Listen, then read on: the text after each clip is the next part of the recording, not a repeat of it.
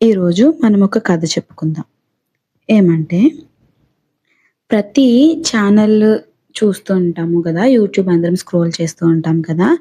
కొన్ని tech channels ఉంటాయి. కొన్నేమో స్పెసిఫిక్‌గా మేకప్ ఛానల్స్ అని, లేకపోతే టైలరింగ్ ఛానల్స్ అని, వ్లాగ్స్ అని అలా ఉంటాయి. నా ఛానల్ ఏంటో నాకే అర్థం కావట్లేదు. మీకు అర్థమవుతుందా? అర్థం అవ్వని వాళ్ళకి నేనొకటి చెప్తాననమాట. అర్థం కావట్లేదు అంటున్నావేంటి అని అనుకోవద్దు. Anything to live. మనం బ్రతకడానికే కదండీ! యూట్యూబ్ ఛానల్ అయినా, ఉద్యోగమైనా, లేకపోతే తినడమైనా, తాగడమైనా, పడుకోవడమైనా. కాబట్టి బ్రతకడానికి ఏదైనా చేయొచ్చండి. నాకిప్పుడు సబ్‌స్క్రైబర్స్ వెంటనే వచ్చేయరు. అలాగని వచ్చేవాళ్ళు రాకుండా పోరు. క ఏదో సరదాగా నాకేదో చేయాలనిపిస్తుంది చేస్తున్నాను. మీకు నచ్చితే చూడండి.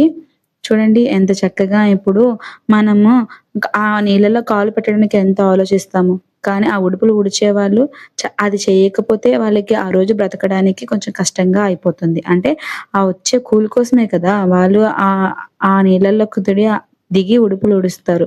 అలాగని ఆ డబ్బుల కోసమే చేస్తున్నారా అంటే కాదు. వాళ్ళు ఆ పని చేయకపోతే మనకి ఆ అన్నం అనేది దొరకదు కదా! కాబట్టి ప్రతి ఒక్కళ్ళు కూడా ఎనీథింగ్ టు లివ్. ఆ పశువులు కావచ్చు, కొంగలు కావచ్చు, మీరు కావచ్చు, నేను కావచ్చు. ఎవరైనా సరే బ్రతకడానికి ఏదైనా చేయొచ్చు. నేనైతే ప్రస్తుతానికి నేను నా పీస్ ఆఫ్ మైండ్‌ని ఇలా చిన్న చిన్న వీడియోలు చేయడంలో పెట్టుకున్నాను. ఎందుకంటే ఏదో మనకు ఆ నిమిషం ఆనందం కోసం ఏవేవో చేసేవాళ్ళు చాలామంది ఉన్నారు. లైక్ ఏదైనా కావచ్చు. ఈ రోజుల్లో సోషల్ మీడియాలో చేయడానికి చాలా ఉన్నాయి. బాగుపడడానికి ఎన్నైతే ఉన్నాయో, చెడిపోవడానికి అంతకు మించే ఉన్నాయి కదా! కాబట్టి anything to live, anything to survive, anything to be happy, anything whatever you want you do. But in a right way you do. Doing things in right way means to life. మనం బతికేగానే సరిపోదు కదా! మంచి మంచి పనులు చేయాలి. మంచిగా ఉండాలి. చూడండి అసలు హీలింగ్ థెరపీ అంటారు కదా! మనం చాలా అవి సెషన్స్ అలా చూస్తూ ఉంటాం గదా! ఇంత కాస్ట్ చేస్తాం, అంత కాస్ట్ చేస్తామని. కానీ అలా ఆ నేచర్‌లో ఒక్క అరగంట తిరిగితే ఎంత పాజిటివ్ వైబ్ వచ్చింది తెలుసా నాకు. ఎంత హాయిగా ఫీల్ అయ్యానో నిజంగా నేను ఫీల్ అయ్యానండి అది మాత్రం. చాలా హ్యాపీగా అనిపించింది.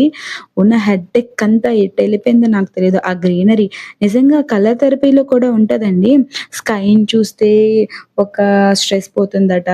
వాటర్‌ని చూస్తే ఒక రకమైన స్ట్రెస్ పోతుందట. ఆ గ్రీనరీని చూస్తే ఒక రకమైన స్ట్రెస్ పోతుంది. ఈ సబ్జెక్ట్ నాకు క్లియర్‌గా తెలీదు గానీ నేనైతే విన్నాను.